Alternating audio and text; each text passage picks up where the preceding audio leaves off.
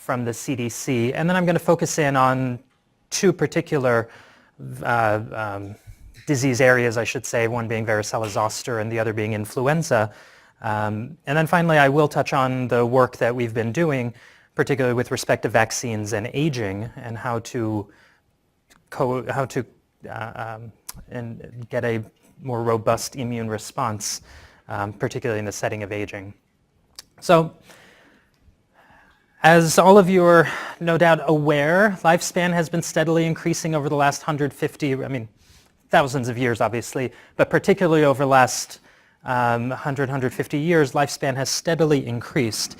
And the proportion of population mortality around the world from infectious diseases has decreased substantially, whereas before it was around 50%, now it's probably closer to 5 to 10%. But that said, as the population ages, as lifespan continues to increase, infectious diseases are still a major cause of morbidity and mortality, both in the United States, but also all around the world.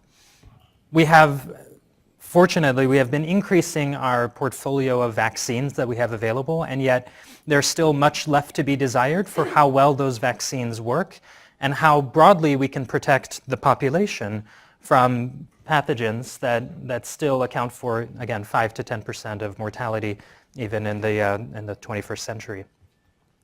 So just to step back a bit, I wanted to go through the CDC's recommendations for vaccines over the years. This is one of the earliest recommendations that I could find that's at least on the internet. This is from 1991, so about 25 years ago. And this is the table from the MMWR, and what you can see is that it's quite simple, really. For different age groups, 18 to 24, 25 to 64, and then over the age of 65. And at that point in 1991, essentially the recommendation was a dose of tetanus, a dose for influenza, and then the pneumococcal polysaccharide vaccine. Then about a decade later, this is now the CDC recommendations for 2002, 2003. Now it's, the orientation's a little changed now, so age 65 is over here.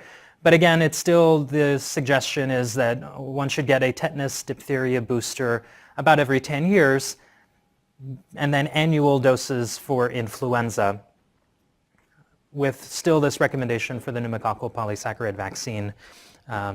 But then really no other vaccines suggested, recommended. Again, this is about from 10, 15 years ago, at least assuming that all the other vaccines had been administered by this point. So now fast forward to today. This is the 2018 CDC recommendations, and now there are several new vaccines that are on the list that hadn't been there in the prior iterations of those recommendations. So now we still have the influenza dose annually. The tetanus recommendation is still there, still suggested as tetanus boosting every 10 years, although, again, as we were discussing, they may consider adding pertussis booster more frequently, at least certainly within the 10-year time frame to boost for pertussis, but potentially even boost for pertussis even sooner than 10 years. But now this is the newest entry into this table, which is the recombinant zoster vaccine, with 2 doses being recommended for essentially all adults over the age of 50. And in addition to the new polysaccharide vaccine for pneumococcus, we now also have the PCV13 vaccine, which is also recommended.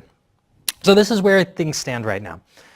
The number of vaccines has increased, but largely we're targeting roughly similar pathogens as we have been in past years. These are obviously the pathogens, the disease processes that the population will encounter most frequently, and so these have been the highest yield areas.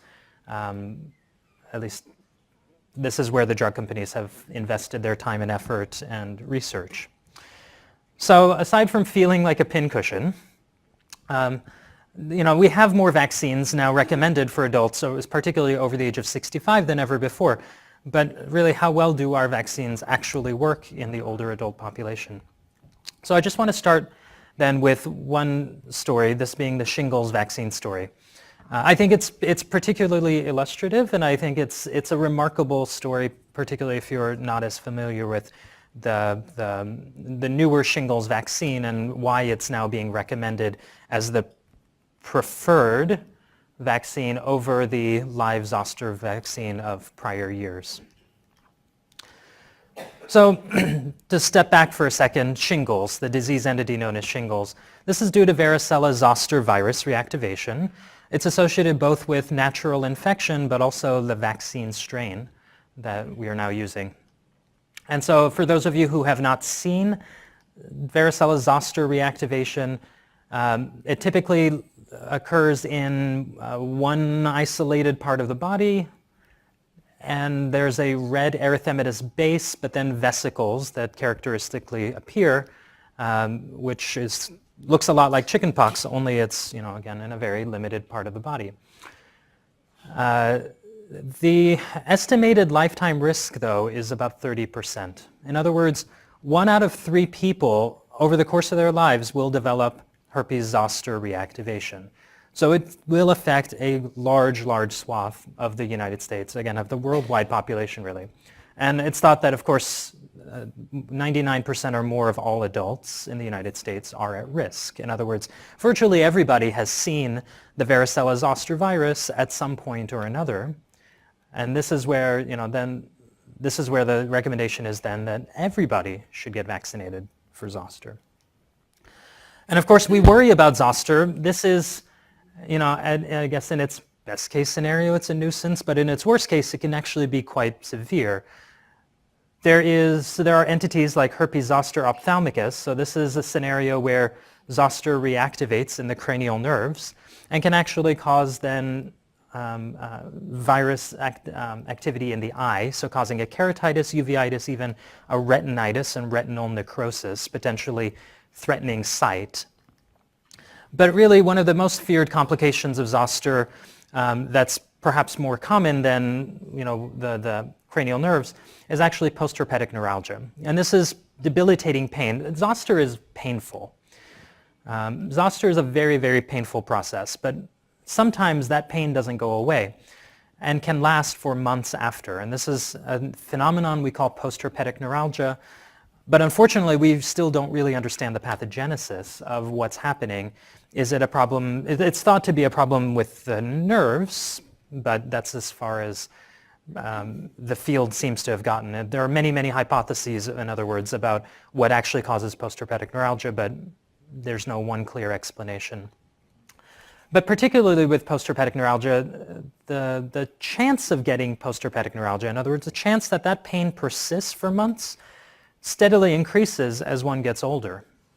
So for younger adults, there's less than a 2% chance of postherpetic neuralgia.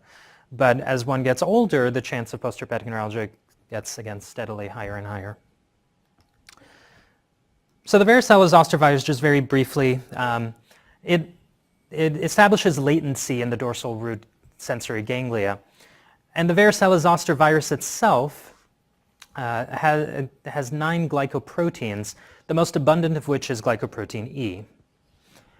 And this glycoprotein E has been the target of both antibody and cell-mediated responses in various models of varicella zoster infection. But it's also known that on cells that are infected with the varicella zoster virus, this glycoprotein E can also be found on their cell surface. So it has been the focus or the primary target of many different varicella zoster vaccine candidates over the years.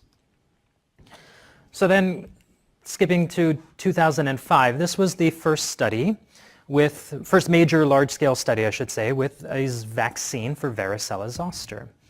In this study, 38,500 adults were enrolled, all in the United States. And this was done as a randomized double-blind placebo-controlled study with follow-up for about 3 years.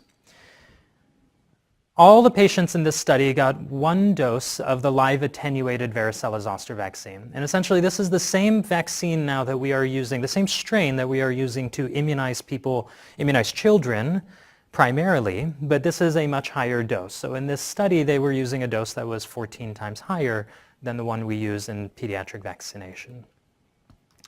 And they followed patients and they looked for episodes of zoster over the course of that, again, mean follow-up of 3.1 years.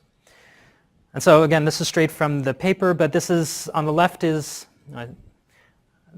the right is the incidence of herpes zoster, the red dotted line is the placebo, and the blue represents the patients who got the vaccine. In other words, you can see that there are many fewer cases of zoster if people receive the zoster vaccine than if they got the placebo. And likewise for post-herpetic neuralgia here on the left, again, you can see fewer cases of post-herpetic neuralgia if patients got the vaccine. So this was a remarkable achievement at this point. For, in a large-scale clinical study, in a randomized double-blinded study, there was now a vaccine that can protect against herpes zoster and post-herpetic neuralgia. But the vaccine wasn't probably all as good as we'd like it to be. And in fact, this is from the paper itself. The vaccine efficacy against herpes zoster was about 51%. And in particular, the vaccine efficacy in older adults over the age of 70 was probably closer to 37%, and much higher, 64%, than amongst younger subjects. For those of you who aren't as familiar with vaccine efficacy, this is a measure of essentially how well does a vaccine actually protect against the disease or the process of interest. But the bottom line is that the vaccine, while being, again, a major milestone, a major step in the right direction, the fact is wasn't really very effective, meaning it didn't protect everybody, and it really didn't seem to help as much in subjects who were over the age of 70 as much as it helped subjects who were younger. But again, the concerns about post-herpetic neuralgia and even zoster incidence, these increase as people get older. So this left a bit of a gap then in the armamentarium. So it did reduce the incidence of zoster, but it had lower efficacy, and subsequent studies done by other groups suggested that maybe even that protection starts to wane after about 5 years. So it is a live attenuated vaccine. We've always thought that live attenuated vaccines must be better than any other, than subunit vaccines, for example, than protein immunization. But even here, with live attenuated viral vaccination, the thought was that protection only lasted about 5 years. That said, there had not really ever been a recommendation to boost with Zostavax. Nonetheless, this was where things stood. Along the way, the companies had been working on sort of newer versions or better strategies for vaccinating against varicella zoster. So then a couple of years ago, this is now 2015, the Zoe 50 trial was published.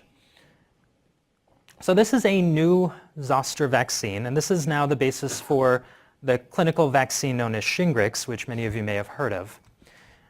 In this study, they enrolled 16,000 participants. This was, again, a randomized, blinded, placebo-controlled study in 18 countries in North America and Europe and around the world, basically.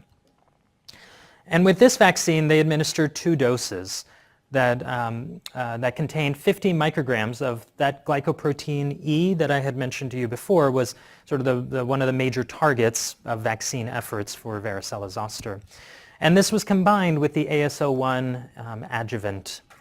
And patients were then followed for 60 months, following those 2 doses of vaccine given 2 months apart. So just a brief aside, so the AS01 adjuvant is a combination of really 2 products. The first part is this product MPL, which is essentially a lipopolysaccharide that activates the toll-like receptor 4 pathway and stimulates innate immune responses. The other component is this proprietary component QS21, which is thought to activate the caspase-1 pathway to activate the macrophages in particular. And another important thing to realize then with the adjuvants is that they come with more adverse effects. So this is from the study, and again, this is done as a double-blind placebo-controlled study. So on the right here is the placebo group, and on the left is the vaccination group. And I just want to point out that the placebo group, they generally have local site pain, redness, swelling on the scale of 1 to 10% of people will have reported that. But in contrast, those who got the herpes zoster vaccine, about 80% of them reported pain at the local site. And 38% reported redness at that local site. And also, reports of fevers and myalgias tend to be on the order of 10 to 15% with the placebo, but were 45% or so with the vaccine. So the vaccine certainly... I'm sorry to interrupt. Please. But was that with those people that had both injections? Yes. Okay, and it was whether or not it was after the first or after the second or just... Oh, I see. So I'm not sure if this was reported only once per subject or if it was reported in aggregate for both of the... I mean, they recorded adverse events, I think, after every dose, but I don't know if this was just after one dose or after both doses and then aggregated. I just had it. And after one dose, I was in that problem. You felt it? I was sick for 24 hours. Yeah. Yeah. I mean, no, that's fine. Now, I mean, this is an important issue. The adverse events, again, they are clearly greater with the adjuvanted vaccine. So again, people in these best case studies, meaning double-blind placebo-controlled studies, we can see that there is more pain, swelling, redness, fevers, etc. No question of that. So in this study, they followed people for about 3.2 years. The question is, so for all those adverse events, then does the vaccine actually perform well, or, was it all for nothing? And so this is now after 3 years of follow-up, now looking at the vaccine efficacy, comparing the zoster vaccine to the placebo. And if you look over here to the far right column, this is the vaccine efficacy. And these numbers, for those of you in the back who it may be a bit small and hard to read, these are all in the 90s, 94 to 98% vaccine efficacy. And here you can see they've broken this down into different age groups. So in this study, they enrolled everybody over the age of 50 and vaccinated. And so they had a larger number of people in their 50s than they had those over the age of 70. But nonetheless, they saw vaccine efficacies of high 90s even in the adults who were over the age of 70. Whereas, again, in the prior vaccine, the live attenuated vaccine, again, we saw vaccine efficacy drop off considerably in those over the age of 70. So then there was a follow-up study then. This is the Zoe 70 trial. This was published about 1.5 years later, and this was really intended just to focus on adults over the age of 70. So they again enrolled, so this time 14,800 people, but same general schema and layout, same vaccine, same timing. And now with sort of additional subjects in the older age categories, again we can see vaccine efficacies that are in the 89 to 90% category. So again, we're seeing robust protection even in adults who are over the age of 70, which was not something that we simply didn't see with the live attenuated vaccine. Okay. And then finally, they, in a subsequent analysis, they combined the data between the Zoe 50 and Zoe 70 studies to come up with a sort of combined vaccine efficacy across all their data, which again sort of establishes the number at about 91% efficacy, almost irrespective of if one is in the younger age group versus in the older age category. So again, here is a remarkable vaccine. This is one of the reasons why, this is the reason why this has now become the preferred vaccine for herpes zoster, according to the CDC's recommendations.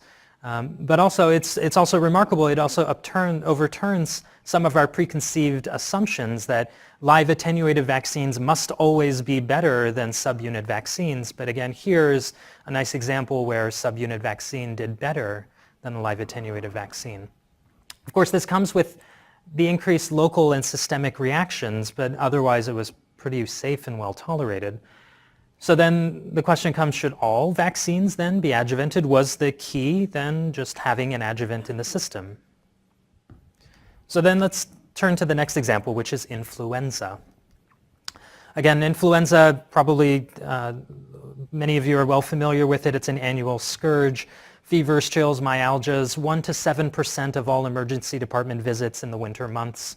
These are the numbers for what the HUP microbiology lab has been seeing for influenza in their rapid respiratory viral panel. So in other words, all the samples sent to the micro lab to be assayed for respiratory viruses, anytime they see an influenza virus, then it's logged. So this is now by week, and these are the numbers from last week. In other words, per week we're seeing about 35 to 37 positive results for influenza. In other words, flu season is here. But this is really one of the major problems with influenza and aging. Influenza, there are many, many cases of flu every year. Many people get it from neonates all the way to older adults. But one of the major problems all along has been the morbidity and mortality associated with influenza, particularly with aging. So this is data from, again, the CDC from FluView. This is their surveillance, the surveillance network that they've established for studying influenza each year. And this is plotted, so this is the cumulative rates of hospitalization per 100,000 people for the 2017-2018 influenza season. Each color represents one age category.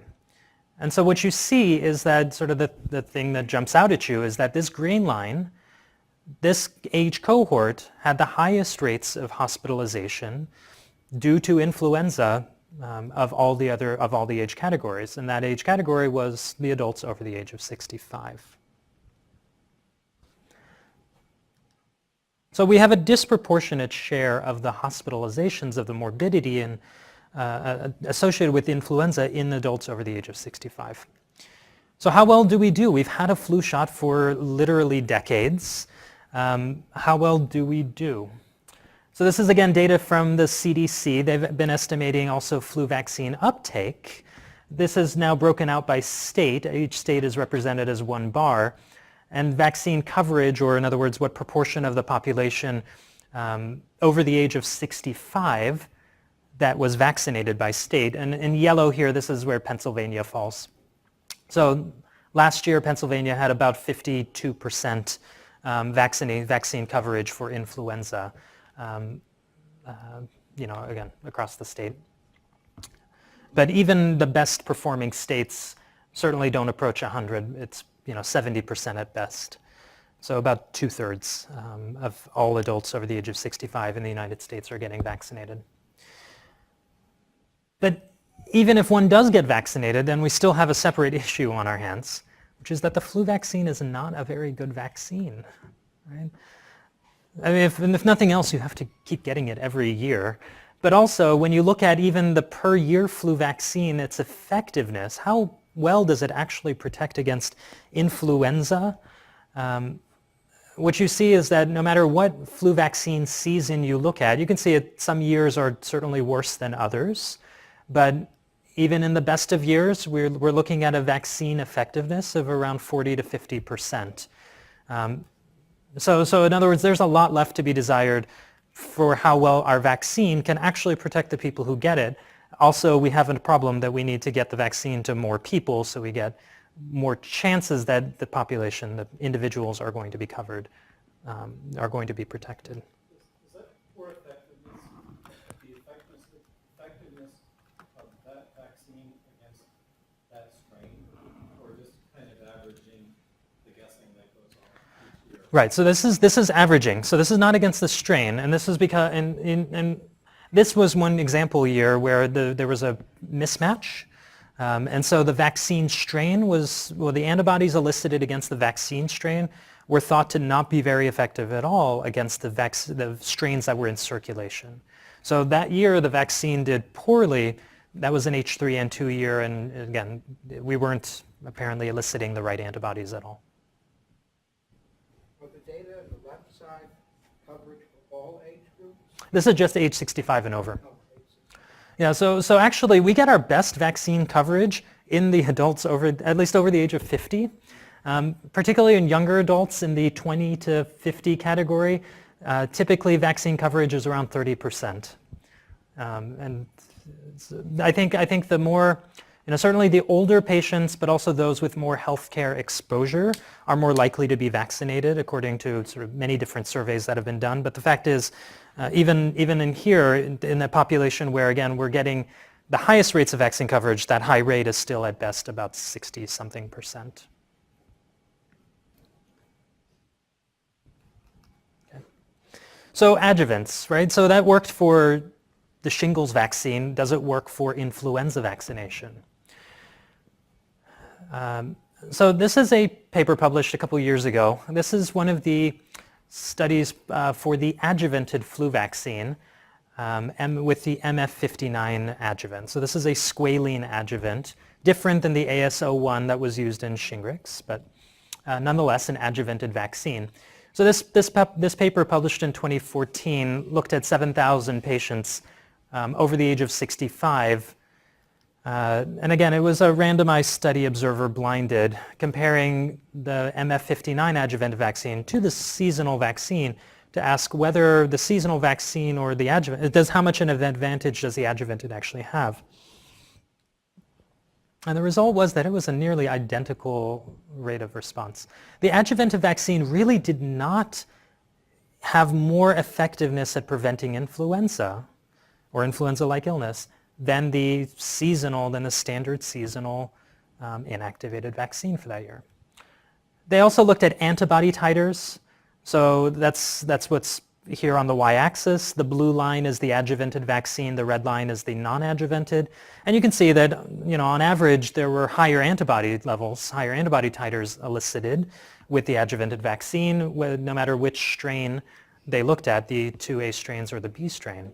But the fact was that this really did not translate into difference in clinical effectiveness, at least in the scale, of the number of subjects that they looked at and the attack rate for that year.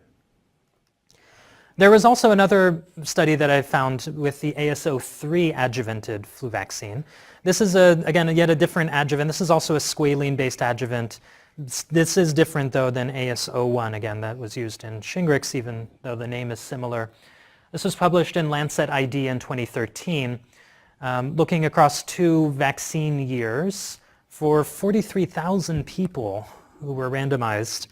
And the bottom line is, again, now comparing the adjuvanted vaccine to the non-adjuvanted vaccine, what you see is that the relative efficacy, in other words, how much better is the adjuvanted vaccine over the non-adjuvanted, it was probably a little bit better, although note that confidence interval spans 0, so it goes from -3 to 25. But the point estimate at least is positive, so that's something. Again, keeping in mind that they immunized 21,000 people in one group, 21,000 people in the other, and really did not see very much of a benefit then for this adjuvant in this system. Can I just ask? Yeah. Does a non-adjuvanted vaccine have no adjuvant? Doesn't it even have alum? No, there is no alum in the seasonal inactivated vaccine. Now that said, it's not just protein. So the flu vaccine, the way it's traditional, so there are actually multiple different options for flu vaccination right now. The traditional flu vaccine is what's called split virus. So the virus is passage grown in eggs, and then with detergent, the virus is lysed. Then it is measured for the hemagglutinin component, but it's not filtered or purified just for hemagglutinin. So all of the other influenza proteins are typically part of the vaccine. They're just not measured, but people have done mass spec studies, for example. You can still find all of those other components, and they vary between manufacturers and sometimes between lots. And that may also play into some of the variability that we see sometimes when one vaccine seems to do better than another. Now there are also now vaccines. One is a recombinant vaccine that is only hemagglutinin, that is purified protein. But again, at the end of the day, there is no adjuvant. So however much adjuvanting activity you get from the viral RNA that's left over or from the other epitopes in the vaccine, whatever natural adjuvant, I suppose, if I could say that, but there's no alum or exogenous adjuvant added to that vaccine.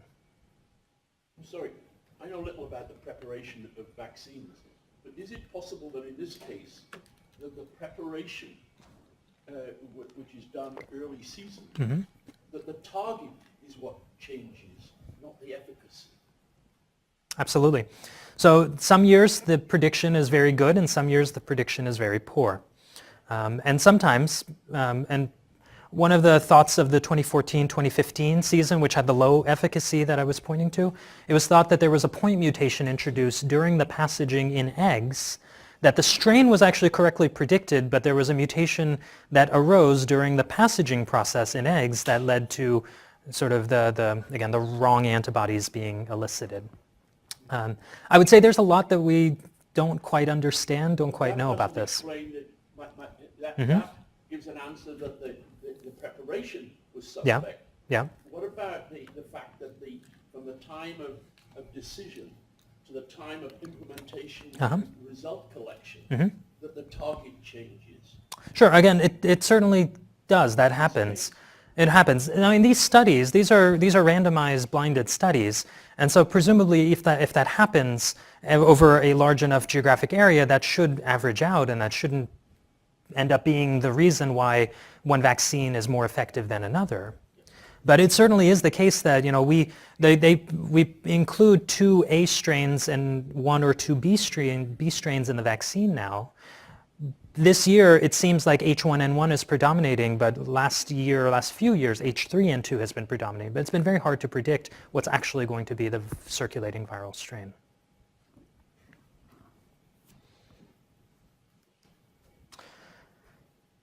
The one final piece I'll say here about influenza is that a slightly different strategy has also been employed with actually pretty good results, I'd say. This was a study published in 2014 where they used a higher dose of influenza vaccine. So we traditionally give influenza vaccine as 1 dose intramuscularly and done. And it's the same dose for all people. But in this study, they specifically were testing whether the high-dose vaccine, which contains 4 times the amount of hemagglutinin, in other words, 60 micrograms of hemagglutinin per strain rather than 15 micrograms per strain, whether this would be more efficacious than the standard vaccine. So here they recruited 32,000 people, again, a randomized double-blind comparison to conventional vaccine. And they saw that for the higher dose, the relative efficacy was, again, about 25%, 24%. So in other words, it did better than the traditional vaccine. So in other words, maybe we don't even need the adjuvant in some systems like influenza. Maybe simply dose is really the key. That's the limiting aspect of the vaccine and why we're not doing better with protecting people. So high dose yields better response. I should add, this is also an available vaccine. So when we talk about what vaccines, again, there's a sort of a palette of vaccines one can choose from, a menu, if you go to your physician. So you can choose the standard traditional flu vaccine. We now have trivalent, we also have quadrivalent. We have the recombinant, but particularly for adults over the age of 65, the adjuvanted vaccine, the MF59 that I mentioned back here, this is available. Although again, it wasn't really that much better than traditional. But also this high-dose vaccine, this is also available, although not quite so widely used. But these are specifically recommended or indicated for those over the age of 65. But again, it may or may not be that much better than just getting the flu shot by itself. So high dose is probably clearly yields better responses, although again, not hugely better, but better. The adjuvant may or may not really matter here. Maybe we're just not at the point with the dose where now the adjuvant can have an effect. It's hard to say, but this is where we're at with these studies. But the question is now, how do we generalize from these observations? So again, we have the shingles vaccine and the influenza vaccine, and we're how do we now build the next vaccine for whatever pathogen to actually be better than these two? Before you go on to that, the higher dose flu vaccine, were the adverse events that you reported similar? Yes, they were similar. And the high dose was not adjuvanted, and so it really is about the same components. That's probably the main determining factor.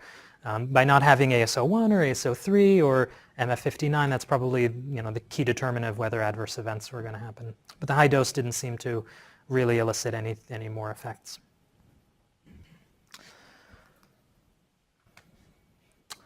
So to back up a step, then, when we talk about vaccines, so we give one dose into the muscle, into the deltoid, and then we think about vaccine responses, and we may even measure them clinically in the form of antibody titers, but realize that we are measuring titers that are in circulation, right? We are measuring the venous side of the circulation in particular. But the vaccine effect, the vaccine response, it's not happening in the blood. Vaccine responses happen in tissue, and in particular, for antibody responses, probably that predominantly is happening in the lymphoid tissue and lymph nodes all around the body. And when a vaccine is given, something like the influenza vaccine, the goal is that over the span of days to weeks, that B cells, in the context of a germinal center of a lymph node, turn into these antibody-producing factories, long-lived plasma cells that produce high-quality antibody that is affinity matured, class switched, essentially the best antibody to neutralize or to knock out that virus that the body can produce. So we on the research side have been very interested in this process for many years, but we've been interested in sort of a different phase. A lot of people have thought about the B cells, but it turns out the B cells can't do this process alone. In the germinal center, B cells need help from CD4 T cells. So this is where the name T helper cell originally came from in the 1950s and 60s, for this subset of CD4 cells that were found to provide help to B cells.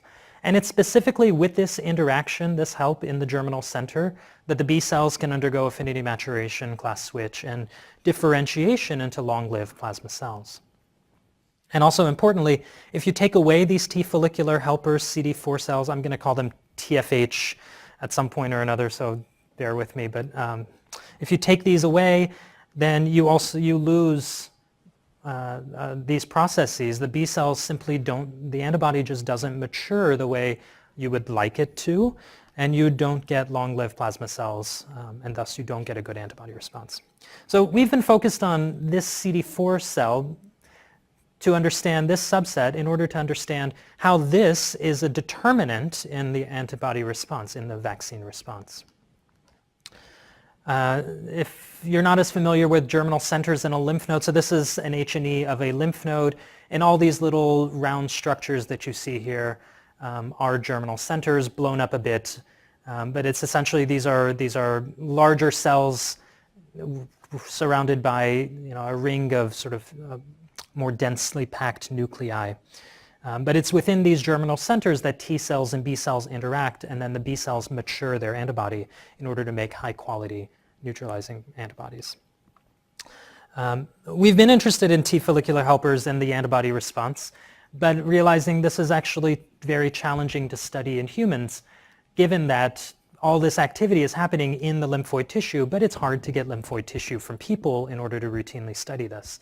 So for several years that I've been working with John Wary, we were focused on what can we learn from cells in circulation. Can we find any evidence of these cells escaping or getting into the peripheral blood that can inform us about what's happening in the lymphoid tissue? And in fact, we think, yes, there are some escapees or some cells that are deliberately going into the peripheral blood that can inform us. So here we did a model study with a just standard seasonal flu vaccine. We gave vaccine at day 0, 7, vaccine at day 0, I should say, with blood draws at 0, 7, and 28. So for those of you not familiar, this is flow cytometry. Every dot represents one cell. And this is, then is measured, each cell is measured for its expression of proteins. Here, one protein called ICOS and another called CD38. And so what you see, so CD38 being a calcium regulator and ICOS being part of the CD28 family, but what you see is that at day 0 after flu vaccination, this activated T cell population, there are very few cells, but you see a substantial increase in the proportion of the cells in circulation that are expressing these markers of activation, ICOS and CD38. And we saw this happen in nearly every single person. And what's more, we were able to demonstrate that this is actually where we can find influenza-specific T cells as well. We studied this longitudinally. We gave the same person flu vaccine 3 years in a row and looked after every round of flu vaccination. And sort of like clockwork, every day 7 was associated with an increase in the ICOS and CD38 expressing subset. A year later, at day 0, it had gone back down, vaccinated, it comes back up, back down, vaccinated, comes back up. So this is a pretty reliable signal then. Again, these were also influenza specific, these day 7 cells that arise. So we've been using this then as a tool to study the T cell responses to vaccination. So then how does this have anything to do with aging? So we wanted to ask this question, well, why do vaccines not work as well in those over the age of 65, for example, compared to the young adult population? To test this, we had a cohort of young adults ages 30 to 40 and another cohort that were ages 65 and older, all of whom got the same flu vaccine, and we looked at their T follicular helper cells.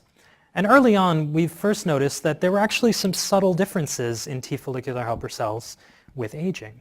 So in particular, we found that if you just look at the frequency of these cells in circulation as a proportion of the CD4 T cells that are in circulation at any given time, that actually there were about 30% fewer in circulation in those over the age of 65.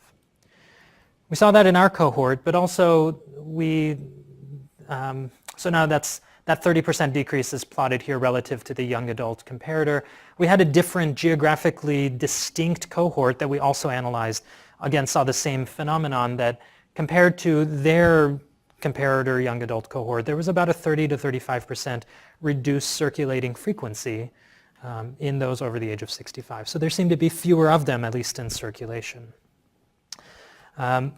We next wanted to ask, well, what about these cells that are supposed to provide, these T cells are supposed to provide help to B cells. What about these cells in the peripheral blood? Can we find any evidence of them providing help, and does that differ with aging? So we took these cells that we found in peripheral blood, and then we put them together in vitro with naive B cells. Now, naive B cells, they can only produce IgM. They cannot produce IgG until they have class switched, again, with help from the T cell.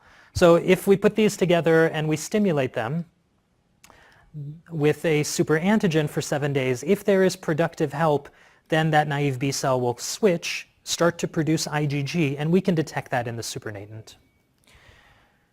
So if we take a sort of just a proof of concept, in the condition where we combine these circulating T follicular helpers, these blue cells here now here shown in red, we could see evidence of IgG in the supernatant. So in other words, they were able to provide help to B cells after a week in vitro. But then when we ask the question, well, what about aging? Do these cells, if we take them from a young adult or if we take them from an adult over the age of 65, do they provide the same amount of help? The answer is no, they don't. What we found was that TFH from the young adults seemed to provide better help to B cells than TFH from the elderly adults. In other words, we've now found then that there's both a reduced circulating frequency, but also some sort of a impairment in the ability to provide help. That may also, again, play into why vaccines, or at least vaccine responses, are not as robust in those over the age of 65 as we'd like them to be. But isn't B cell, are they matched B cells? They No, have so all B cells and all T cells. you're absolutely right. So I left out this point. To do this properly, we used, and this is an allogeneic system, we used naive B cells from one common young adult donor for all subjects, young or elderly. So we next wanted to sort of dive into this a little bit more deeply, so using transcriptional profiling to ask, well, what pathways then are altered? What are there particular genes, pathways, what processes are at the root of this difference in ability to provide help? Why are the TFH not as good in those over the age of 65 for providing help? So I went back to the flu vaccine response, so day 0 and day 7, and we did transcriptional profiling of these TFH, and we looked at them in young adults or in elderly adults.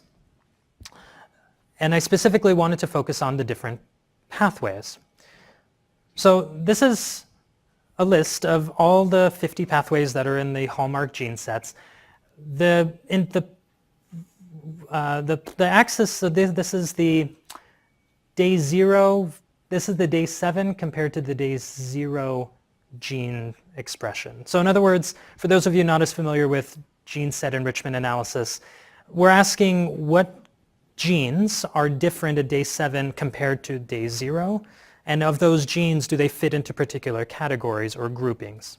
Each row here is one gene set or one category. So there's one for glycolysis, and there's one for apoptosis, and there's one for DNA repair.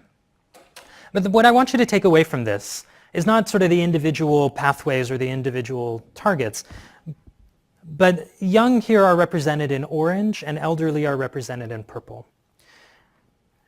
A negative score here means that those genes in that pathway are downregulated at day 7 compared to day 0, whereas a positive score means those genes are upregulated at day 7 compared to day 0. Right? But again, just taking a step back, we can find a few instances of concordance where young and elderly are going in the same direction, but most of these pathways, young and elderly, are going in the opposite directions as far as gene and pathway regulation. That the pathways that are upregulated in the young adults are actually downregulated in a way in the elderly. And many pathways that are downregulated in the young adults are actually upregulated in the elderly. So while we've looked at, we found some differences perhaps in the circulating frequency, we never really saw that many differences in at least the phenotype or the protein markers of these cells. But again, under the hood, we find that there are a great many differences then in the TFH with aging. And then finally, this is the point that I will end on. One of the other aspects that we've been focused on is this idea of inflammation, and particularly inflammation that's associated with aging, this idea of chronic low-grade inflammation. And in fact, we were able to see, just as many others have seen, that if you look in the serum, TNF levels seem to go up in the older adults. TNF being a prototypical marker, we think, for chronic low-grade inflammation, although perhaps that's controversial. But in looking at these T follicular helpers, we were able to see then that actually this TNF-NF-kappa B pathway seems to also be a major difference with aging in its TFH cells, in that we can find upregulation of NF-kappa B family members in the TFH from the elderly compared to young adults. But what's more, if we look at that flu vaccine response, so now we're looking at those day 7 cells, comparing young adults to elderly, and if we plot those genes that fit into this pathway, they essentially all enrich towards the elderly side. In other words, the elderly have overrepresentation of the NF-kappa B pathway genes compared to young adults. In other words, a major difference with aging in the TFH is TNF-NF-kappa B pathway signaling. So why does this matter? Because the NF-kappa B pathway is sort of central to so many cellular processes. It sits at the nexus of many different inputs, and it controls many, many different aspects of cellular activity, but also viability. And as a lot of you may be familiar, if you've looked at any of the lay press, the popular media, inflammation and this idea of TNF-NF-kappa B activity has been linked to sort of every medical problem there is, from Alzheimer's to cancer to diabetes. But we also know that inflammation can lead to DNA damage, mitochondrial dysfunction, telomere shortening, and so on. So I say this to say that this is now a direction that we are particularly heavily interested in. What is the role of TNF signaling then in the TFH response? Why is there so much more TNF activity in the TFH, and is that at the heart of why TFH cells do not work as well in the elderly compared to the young adults? In addition, we're also very interested in understanding how the germinal center itself changes over the years, and how that can inform our choices about adjuvants and antigens and whether booster doses are needed. This can all play into then rationally manipulating the system, either through a rational vaccine or by providing medications to manipulate the germinal center response in new vaccine strategies that might help us get better vaccines. So just to summarize, just in a couple bullet points, I think we need many more studies to really understand how aging and the vaccine response are linked, but importantly, how the vaccine response breaks down in the setting of aging. But it's clear that there are some exciting new adjuvants and approaches on the horizon, so there will be more activity. But honestly, the most practical step in the meantime is we just need to get more people vaccinated. We have some pretty good vaccines with the shingles vaccine. The flu vaccine could be better, but it's something. It provides protection. We need to get more people vaccinated. That's the heart of it. So with that, I'd be happy to take any other questions. Thanks to members of the Wary Lab, John Wary, and others for their help over the years with the project, and for help from collaborators both here at Penn, Rockefeller, and other places. And again, I'm happy to take any other questions you have. Thank you.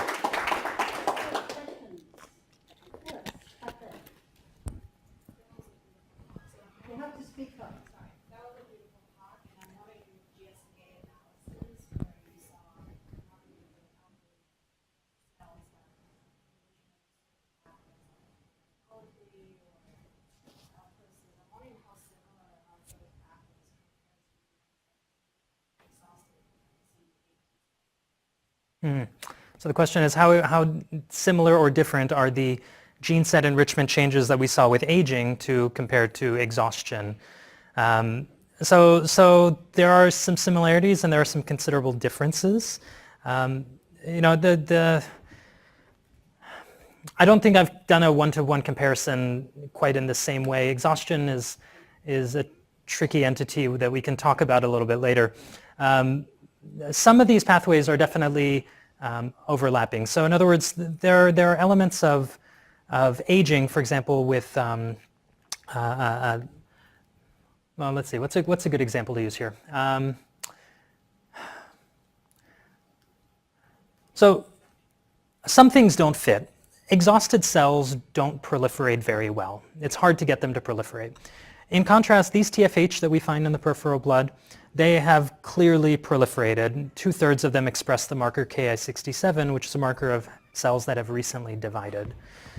So there are some notable discrepancies there, but probably there may be other scenarios, other gene sets which are more similar. Certainly TFH express many markers that are traditionally considered inhibitory receptors. So PD1 is an inhibitory receptor, CD200, a variety of others. So there's quite a lot of overlap in that biology. I don't know how much of the aging, though, really corresponds with exhaustion in that way. Yes, Paul. You showed how the addition of adjuvants like US1 monoclonal matter can see Yeah. what the graffiti for varicella zoster virus. Yeah.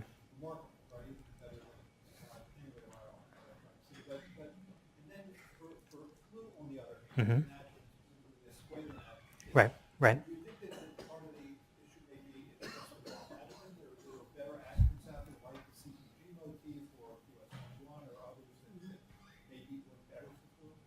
Yeah. Are there studies done? So it's possible. I'm not as familiar with sort of the range of all possible combinations of these that have been done. So I don't know if it's been tested, if that's a viable strategy. I have sort of, flu has always been a complicated. It's a double-edged sword for us also on the research side. There is a substantial difference between flu and zoster, for example, which is that zoster is thought to only periodically reactivate, we think, although flu we see every year, and it drifts and it shifts every year, and sometimes we even get pandemic strains like the 2009 H1N1. In other words, there may be a substantial component of the flu vaccine response that is driven by original antigenic sin that you perhaps don't get so much with zoster, and maybe that's one of the reasons why any adjuvanted zoster subunit vaccine could work, whereas the adjuvanted flu vaccines, they have a bigger hurdle to overcome because of that original antigenic sin. Please. You see the paper that was in Science about a year ago, looking at these so-called highly susceptible strains from China that have mutated, I think, 5 of the 8 genes to make this virus now highly interference. Sure. Like at least in mice and birds, it looked good, although that doesn't necessarily mean anything. But do you have any comments on that as a strategy for a better flu vaccine? Yeah, I mean, I remember reading the study. I thought that was a remarkable observation. I don't know if, I think that's one of the many areas that has to be tested. Also, as you know, there are strategies to derive antibodies against the stalk region of hemagglutinin that may be even also very effective, potentially even a universal flu vaccine. So I think that's a promising area. I think there are also many other areas that need to be looked at to get a better flu shot. So when you're measuring TNF in the blood and you're comparing it between the elderly and the young, right? Yeah. What's the source? I mean, this isn't necessarily coming from the T cells you're interested in, Right. to put it like that. I assume that, those of us who are of a certain age, that we suffer from a lot of chronic inflammation. We all got like chronic arthritis and chronic back pain and whatever. Yeah. And that in general, this is going to result in high levels of general inflammation in the blood. So do you think that's what the problem is in terms of this dampening down the T cell responses? Yeah. So the short version is I don't know. There's the longer version is I think, so inflammation is a complicated word, right? We summarize so many things and we call it inflammation, but at its core, inflammation is necessary, it's vital, or else immune cells simply cannot function. Immune cell activity is at its, it is inflammation. So the question is, at what point does it go from beneficial to sort of pathologic activity? And that's really the crux of it that I think I don't think the studies have actually managed to sort of pin that down. So we measure what is easy to measure, which is TNF levels in the blood. But the reality is that it may not be that the TNF has anything to do with, for example, the vaccine response. And in fact, the TNF in the blood is thought to come from maybe endothelial cells or maybe macrophages in the spleen or in the liver. There may be a variety of sources, but again, it may not have anything to do with what's happening in the tissues. It's just a marker, it's a biomarker, but true and unrelated. Perhaps certain cells, in humor, I use the point perhaps these T cells have got impotence. They're not exhausted. Not exhausted. Sure. That perhaps they're not producing the necessary ingredients in order to function as well. Yeah. And that's just a factor which has got tremendous variation across the population, Sure. even over 65. Sure. And it's also possible, so another piece to the story that I didn't really describe is that actually it turns out if you take away TNF from the system altogether, so if you either take mice who cannot produce any TNF or you inhibit TNF with antibodies, as we use for rheumatoid arthritis and inflammatory bowel disease, you actually also lose antibody responses. So the germinal center, this is something we've been studying last several years, the germinal center is actually a hotbed of TNF and NF-kappa B activity, and that's necessary and critical for its function.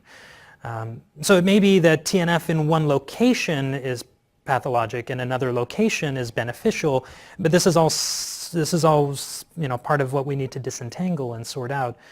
Again, we call it all inflammation, but the details probably matter here. Yeah, question over there. So, in regards to the patients that you have without taking any of these those patients were really healthy and past medical history, that would suggest that So they were relatively healthy. So these patients in the studies here, these were community dwelling adults, but they had hypertension, they had diabetes.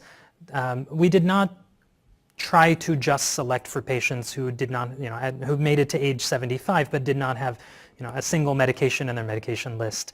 That might also give us a very biased population. But we did not pick people who were, so for example, nursing home residents or institutionalized in some way, just to try to get a little bit better, again, generalizability to our result. Mm-hmm.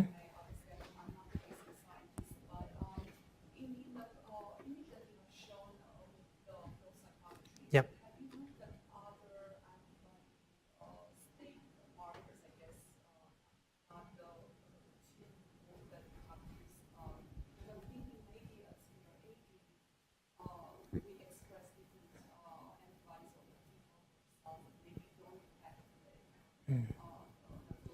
Sure. Sure. So we've been interested in what these TFAs, why they're different, young and elderly.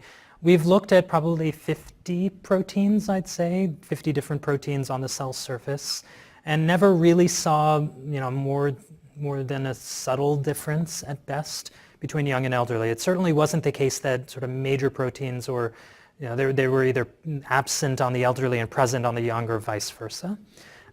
So this is one of the reasons why we then turned to the transcriptional profiling to try to get a better handle on what's actually happening. But certainly on the protein side, the cells really look quite similar. They just clearly have different functional ability. And this is, again, why we thought we needed to go deeper. We have one last question here. You want to ask something? Did you see differences in the TNF levels between males and females? So we did not see any differences, although I would argue we were probably not powered to detect differences. There's quite a lot of variability even in the TNF levels here. You can see that the standard deviation's broad, and there's one outlier, but no, we didn't see any differences in young and old with sex. Again, it may not be powered to make a statement about that, though. Okay, so thank you very much. All right. Thank you very much for inviting me. I appreciate it. Thank you.